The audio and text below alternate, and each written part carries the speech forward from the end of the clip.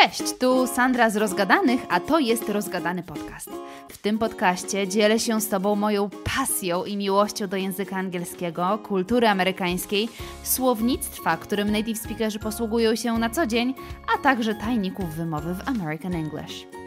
W moim podcaście znajdziesz masę przydatnych zwrotów, poznasz ciekawostki o życiu w krajach anglojęzycznych, posłuchasz wywiadów z Polakami mieszkającymi za granicą, którzy opowiedzą nam o tym, jak radzą sobie z życiem codziennym w obcym kraju, a także dowiesz się, jak wiele jest ciekawych różnic w wymowie między dźwiękami w języku polskim oraz angielskim.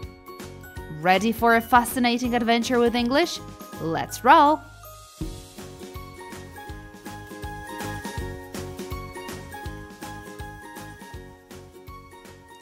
Welcome to another episode of Rozgadany Podcast. I'm your host, Sandra, and today we're diving into a topic that's become increasingly important in our digital age: online business meetings. Whether you're a seasoned pro or just getting started, these 5 expressions will help you navigate virtual meetings with confidence and professionalism. So grab your notepads because we're about to elevate your online meeting game. Our first expression is, I'd like to chime in on that. I'd like to chime in on that. We're starting off strong with an expression that allows you to gracefully contribute to a discussion. When you say, I'd like to chime in on that, it shows your eagerness to share your thoughts without interrupting the flow of conversation. In Polish, you would say, chciałabym coś dodać. Chciałabym coś dodać w tym temacie. Our second expression is to take ownership of something. To take ownership of something. Assigning responsibilities is integral to efficient project management. By volunteering to take ownership of a task, you showcase your dedication and willingness to contribute to the team's success. This expression also displays your proactive approach and leadership skills. Listen to those 3 example sentences. They should take ownership of their career growth. Teenagers should be empowered to take ownership of their education. We need someone to take ownership of this issue. In Polish, you would say, być odpowiedzialnym za jakieś zadanie, wziąć na siebie odpowiedzialność za jakieś zadanie. Expression number 3. To build upon what someone mentioned. To build upon what someone mentioned. Collaboration is key, and acknowledging others' contributions is essential.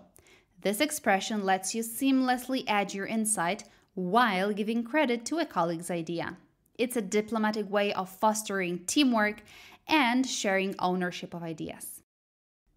In Polish, you would say, rozwijając temat, o którym ktoś wspomniał. For example, building upon what Hannah mentioned, let's explore if our customers are interested in this kind of a product. Expression number 4. Let's circle back to that later. Let's circle back to that later. During a meeting, various topics may arise that require more in-depth discussion. Use this expression to acknowledge an important point without derailing the current conversation.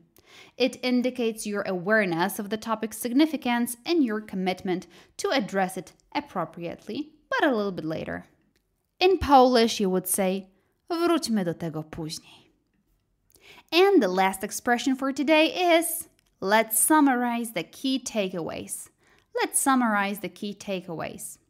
Closure is essential for effective meetings. As you near the end, use this expression to highlight the main outcomes.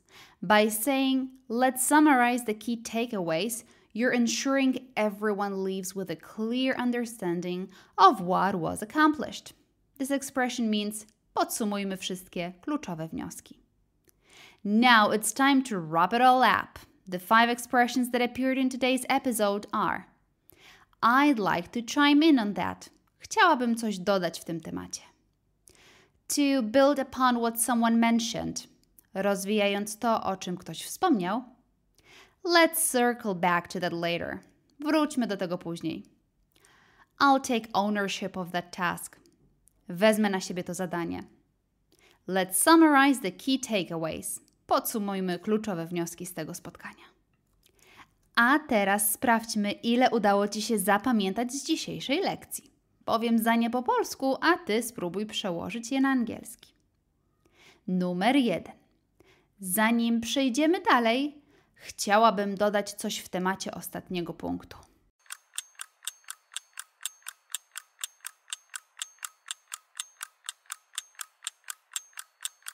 Before we move forward, I'd like to chime in on that last point. Numer 2. Możemy wrócić do tematu budżetu w dalszej części spotkania.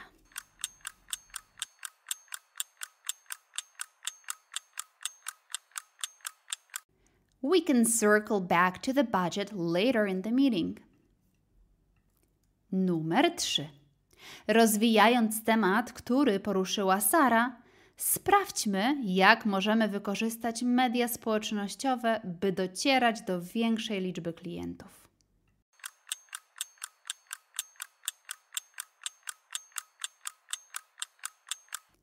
Building on what Sarah mentioned, let's explore how we can leverage social media for a wider reach. Number 4. Wezmę to zadanie na siebie.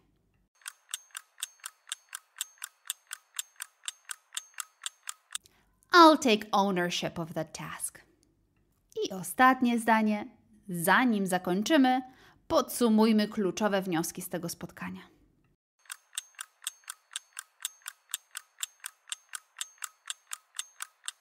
Before we wrap up, let's summarize the key takeaways from this meeting. And there you have it, folks. 5 essential expressions to master for your next online business meeting. Remember, these expressions not only enhance your communication skills, but also show you're a valuable team player. Thank you for tuning in to today's episode of Rozgadany Podcast. If you found these expressions helpful, be sure to share them with your colleagues and friends. And don't forget to leave us a review. Your feedback fuels our growth. W tym odcinku, jak zawsze, oprócz 5 kluczowych zwrotów starałam się użyć jak najwięcej fajnego, zaawansowanego słownictwa. W opisie do tego odcinka znajdziesz link, pod którym pobierzesz transkrypcję tego całego odcinka wraz z zadaniem na przećwiczenie zwrotów, które się tutaj pojawiły. Thank you for listening. Do usłyszenia następnym razem.